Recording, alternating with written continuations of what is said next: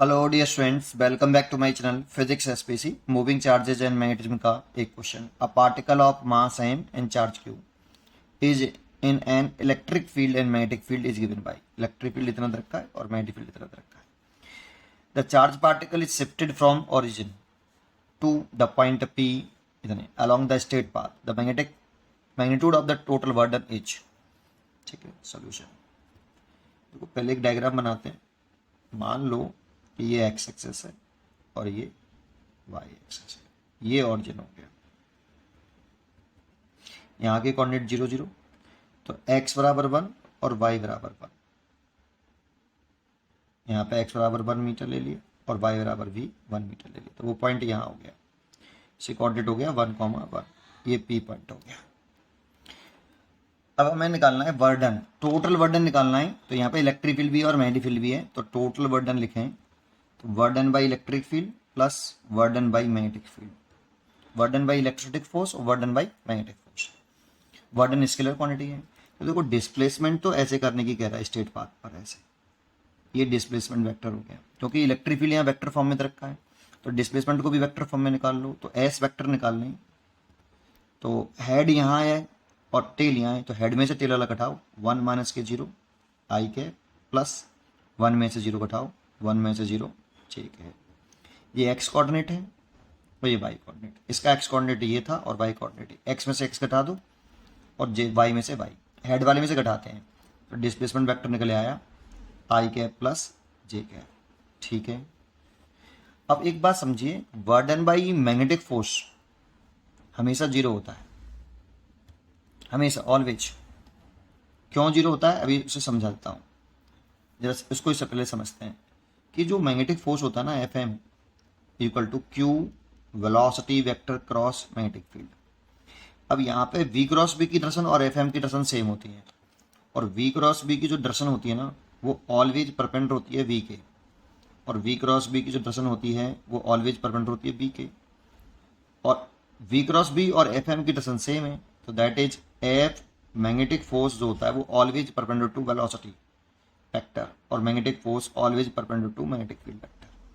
तो ये ऑलवेज होता है बेटा, कि जो मैग्नेटिक फोर्स होता है वो ऑलवेज वेलोसिटी के परपेंडिकुलर होता है। तो पावर जो होगी P equal to work upon time, और वर्क लिखते हैं force into displacement upon time, और displacement upon time is equal to velocity, तो power is equal to force dot velocity.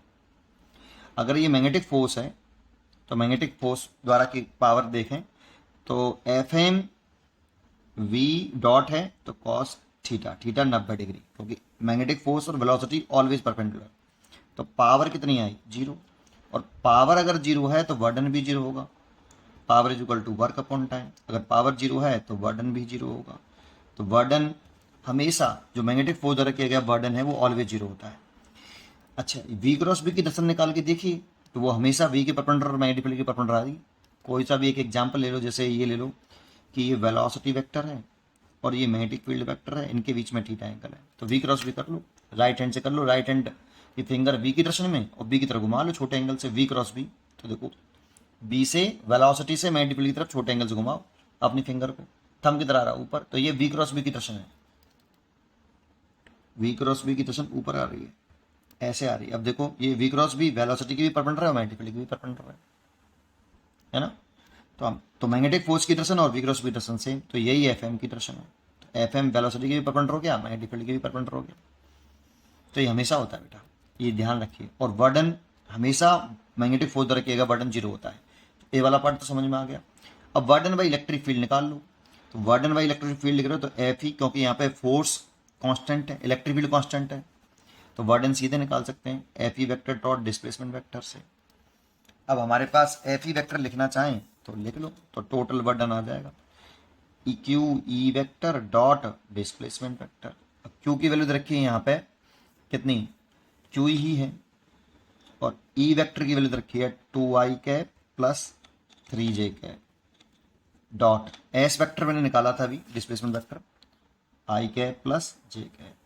अब इन दोनों का डॉट प्रोडक्ट कर लो, तो क्यू आई का आई के साथ कर लो तो 2 इंटू 1 और जे का जे के साथ कर लो। वैसे करते तो समय वो 0 हो जाता है, जे का जे के साथ करें तो 3 इंटू 1, तो ये 5 हो गया, 5 क्यूब, इतना वर्डन करना पड़ा टोटल। ठीक है, तो इसलिए इसका आंसर आ गया बी चॉइस इज करेक्ट। उम्मीद करता हूँ कि आपको ये जरूर समझ में आया होगा। पढ़ते रहिए और खुश रहिए।